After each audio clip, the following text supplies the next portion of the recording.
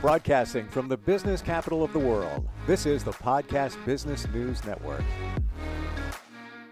So I'm going to ask you a question. I want you to be honest in thinking about your answer or even verbalizing it. Is this you? You know what you want in life.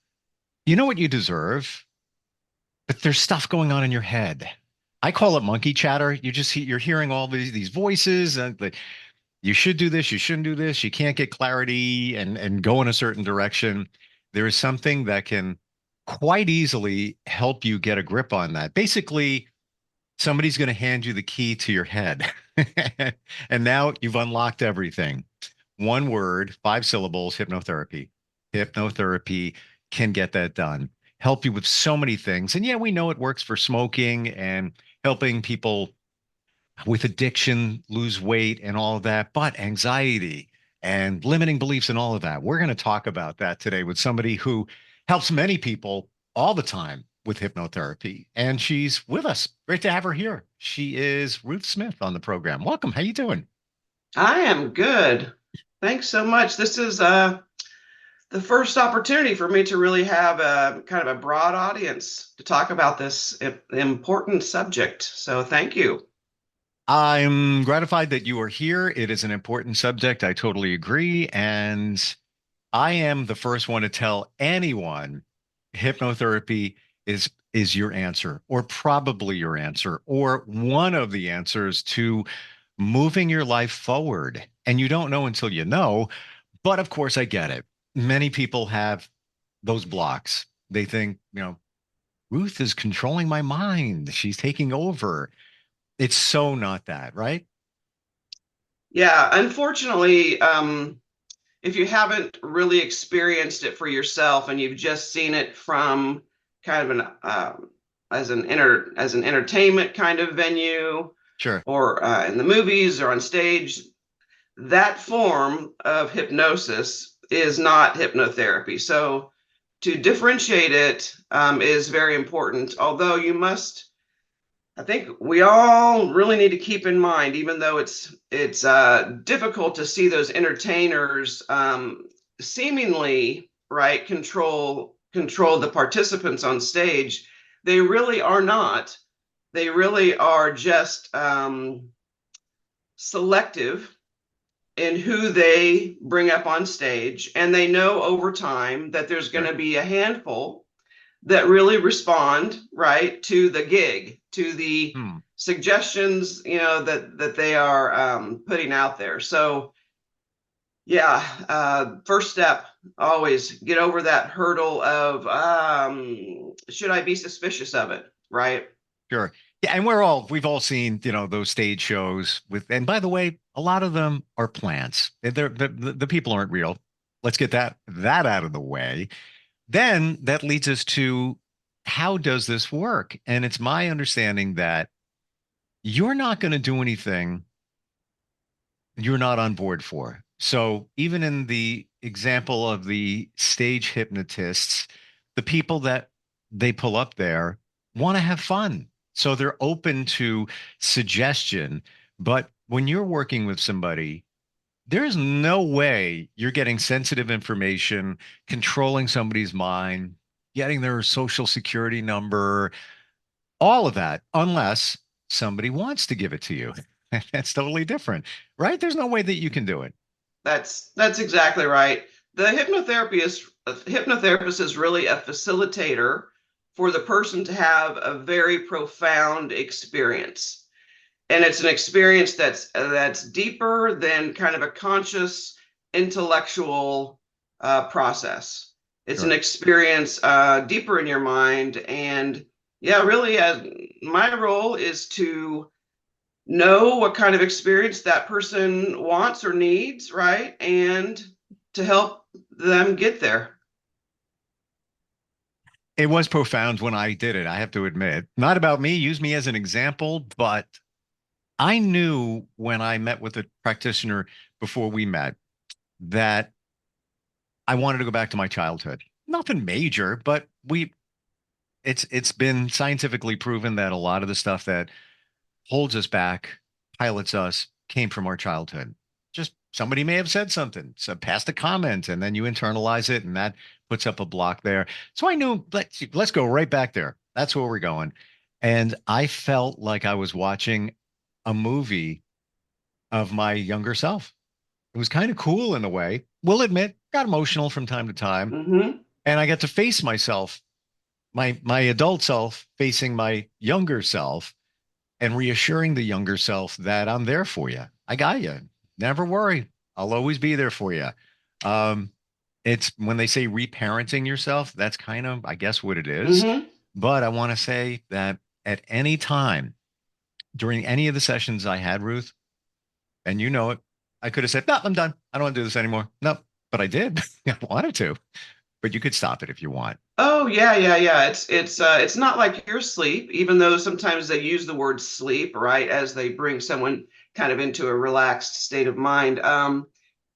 No, it's not sleep. In fact, you're tuned in. You're Yeah. tuned in, not to the chatter, like you mentioned. You're letting the chatter, of your conscious to-do list and your conscious worries sit on the side for a moment, and you're letting kind of an experience surface that, again, it pertains directly to what you want to achieve, a goal, right? So a life change, a new understanding.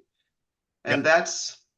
that's simply what it's all about, is accessing that part of your mind that lots of times we tend to dismiss. Mm, mm. I I feel that now we should talk about the subconscious. Well, like how this all works, what's going on. I've often heard that our subconscious mind is basically 90 something percent of us. It's running the program in the background and it's running Mm-hmm. us. And we're only, maybe 10% conscious or conscious mind. Mm-hmm. Yeah, is that true? Yeah, that's they give those percentages. I don't know exactly how that's measured, but I think when you think about the functions of the conscious mind versus the subconscious mind, you start to realize that, yeah, so much of how the body, the mind operates is just in kind of a automatic program. Mm, We're built, right, for our digestive system to do its thing. We're built for our circulatory system to do its thing. So just in and of just the physiological functioning, lots of things are happening in our body that, fortunately, right, we don't have to make a conscious decision about. sure. It makes me wonder though, and I always wondered about this, so I'm going to throw it to you, Ruth. If like 90 something percent is subconscious, like what are we doing at this very moment? What part of us is conscious? What is subconscious? I don't know if Yeah. that makes sense. Yeah. Well, the conversation that we're having here, I'm paying attention, right, to what you're saying. My brain is processing your information, and we're having this exchange. That's a conscious exchange. Okay. But we know that there's lots of nonverbal communication, right? I'm starting to kind of move my body here, and in those ways, I'm could be very well expressing something a little bit deeper. We learn about nonverbal, how people posture and how people use their tone of voice. And it might not be consistent, right, with the words they choose. And so sometimes, right, we can be consciously having a conversation with words, but yet, non-verbally, some of the subconscious stuff comes up. And I mean, just an example of how there's coordination with it. In my mind, in my life at this point, the more we can align and coordinate and partner what's happening down deep in the subconscious mind with the conscious mind, then we truly get the most benefit of our, total mind that's affecting everything that we do. Wow. How did this begin for you? It's a unique field to be in, helping people through hypnotherapy. Tell us about your journey. Well, so I'm a physical therapist. I've been a physical therapist for over 30 years. So I've been in kind of the mindset of how do we help people? How do we help people recover from broken bones and sprained joints and other disabilities like that? And Hmm. it's unfortunately it's taken me really too long to make the shift that yes, I need to have more training. I need to have a serious modality that can pull in the mind into physical recovery. So any therapist out there, any physical therapist out there knows that we need a motivated patient. We need a patient that cares, right? That has desire. If we don't have that, then the most perfect exercise program or the most perfect rehabilitation program will not get beyond just mediocre. And I believe that people should get the best outcome, right? They should optimize, the resources that they have on the physical side, optimize that with the mental side, right? Mental, emotional, and then go on with life, right? So my journey, as an athlete, as a young person, we know athletes know about the importance of psychology, right? Sports psychology. That's kind of the term they use, right, to talk about the power of the mind in athletics. Um, so I had a dad that was a coach, and he talked a lot about visualization and mental imagery, just like we've seen with the Olympic athletes most recently, right? Hmm. So you think that started to kind of stir this. Oh yeah, there's obviously something about keeping your mind in line with what you want to accomplish. And then I go through physical therapy school, and they start to talk about the placebo effect, right? And you realize that the placebo effect is the power of belief. Well, there you go. If the placebo effect is affecting physiological changes, right, in your body through the power of belief, then okay, we have to start embracing this mind body connection. So, again, like I said, unfortunately, it took me a few decades to realize that I must have a tool in my so-called toolbox, right, to assist patients with getting their mind on the right page, right, as they move through their rehab process. I find it interesting that you you first started helping people with trauma physically, and then now you're helping people with trauma mentally, because everything we deal with is from a trauma, or most of it. It could be a little T trauma, could be a big T trauma. Big T, let's say you were younger and parent passed away. Parents got divorced. Little T in my mind would be somebody makes a comment, and you internalized it. Teacher said something. Yeah, you could do better than that, little Jimmy.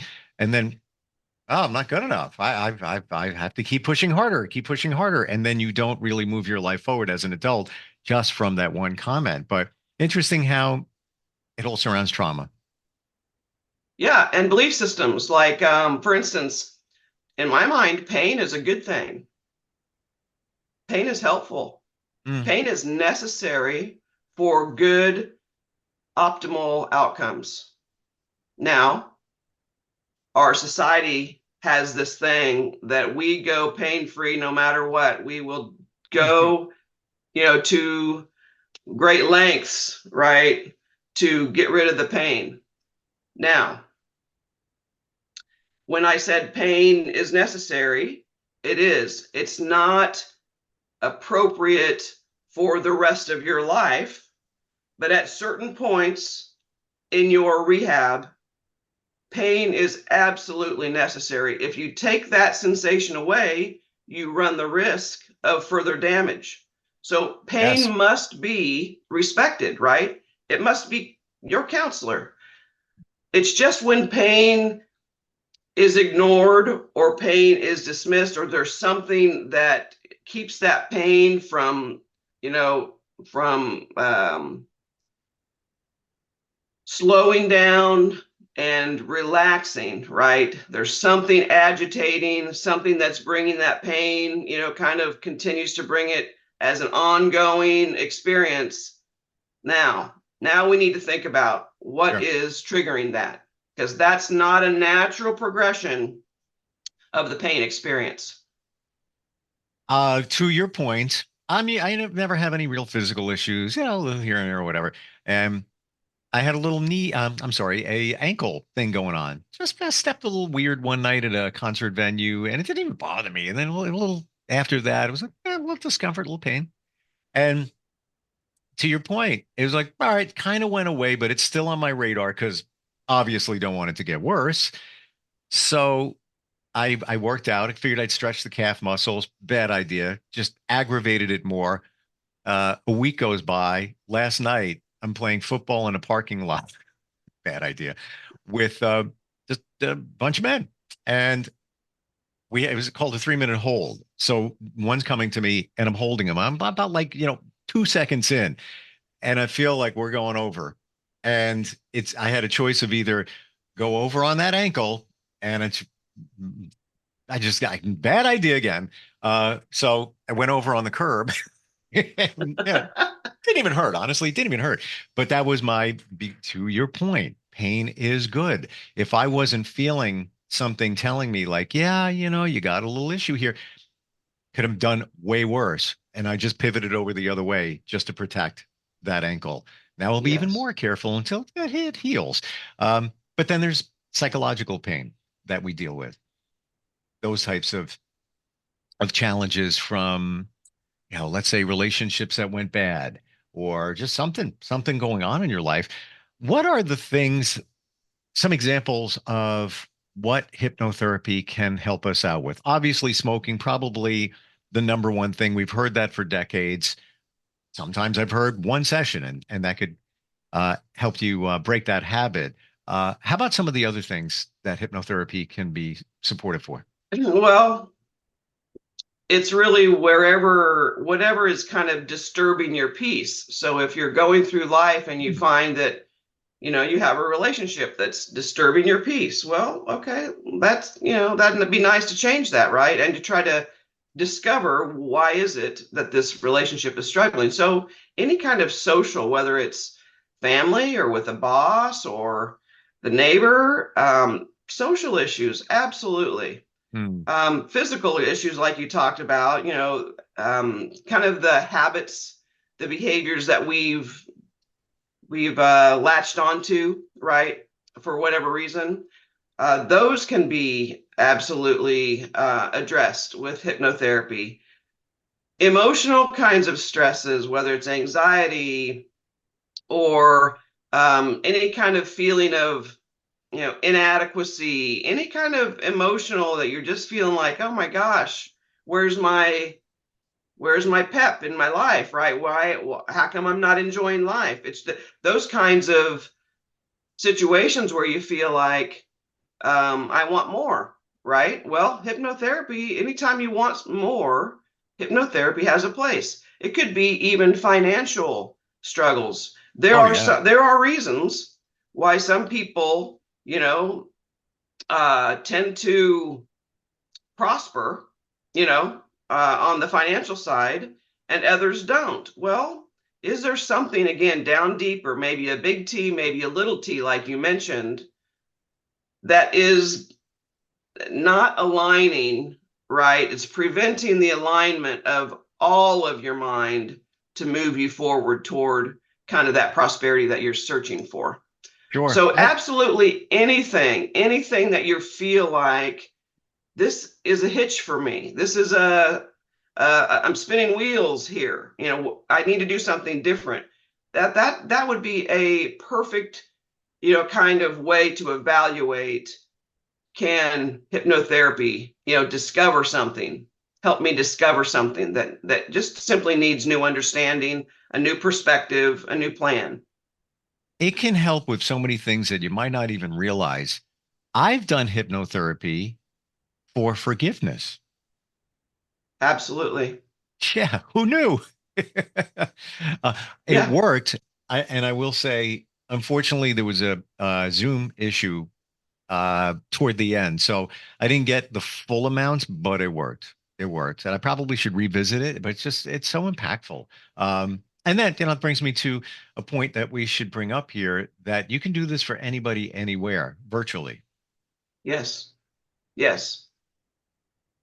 Yeah, Do, more and more people, as we all know, more and more people are comfortable with relating to others through the computer, through visual yeah. and audio kinds of technology. So yeah.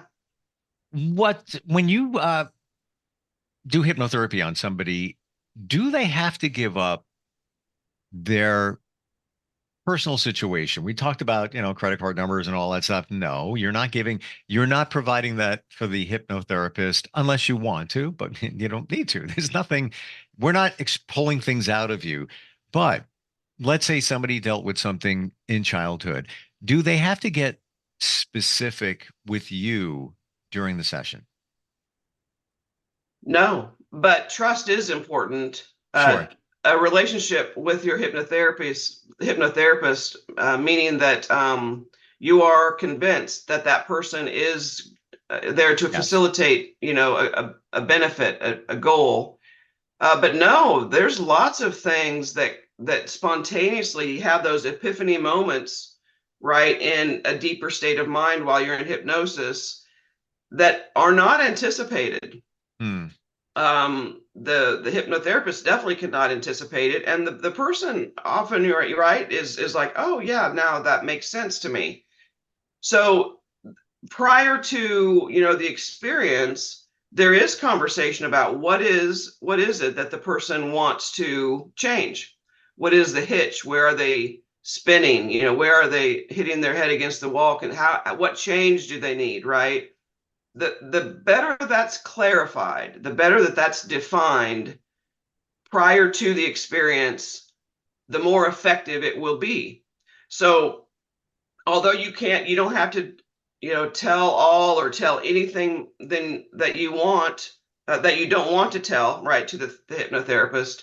Hmm. The hypnotherapist can best facilitate your experience if they have helped you define what is it that you're struggling with and what is it that you want, right? So that's a critical thing. If Sure. you go in too generically, too generally, Yes. you lack the specificity, right, to the issue that you're really wanting to change. 100%. You have to believe that this person, you, is going to help.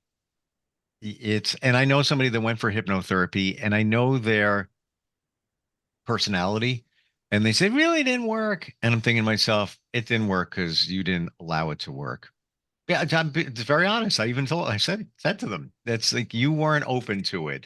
I know the hypnotherapist can get the job done, but you have to, but it is a relationship and there's trust. Same thing when you go to get your teeth cleaned, dental hygienist, your mouth is open. They're putting something, they're picking your teeth and you trust them. You have to trust your hypnotherapist. Ruth, how does somebody start a conversation with you? How do they find you? The best way is to go to my website. All my contact information is there, and I respond quickly to those inquiries. So website is ruthsmithhypnotherapy.com. There's I think a couple good pages on that website talking Yeah. about, again, what we've talked about, some of the myths, some of the basic information that people need to know so that they can start building the trust, right away. And then always offer, and I think this is pretty standard across the board, always offer a initial free consultation just to again make sure that the person is feeling comfortable and has all their questions answered before taking the next step toward a hypnotic experience. Sure. So ruthsmithhypnotherapy.com is the best. The only one that is controlling your mind is you. So why don't you take control of that? Because it's going on whether you like it or not. You have the keys. It's hypnotherapy to sit in the driver's seat, really take over. Great That's talking with right. you today, Ruth. Learned a lot, backed up a lot of things that I've often thought. Hypnotherapy is great, and just start with a conversation and change your life. Appreciate you being here. Love it. Thanks so much, Steve. I so appreciated it too. Same. We'll be right back. Are you looking for even more of the podcasts and hosts that you love? The Podcast Business News Network is proud to announce that you now have even more ways to listen live. Check out the MyTuner Radio, online radio box, and Simple Radio apps on iOS and Android, or find us online. Search for Business News Network on mytuner-radio.com, or search Podcast Business News Network on streama.com and onlineradiobox.com/US. Take your podcast on the go and don't miss a minute of the action.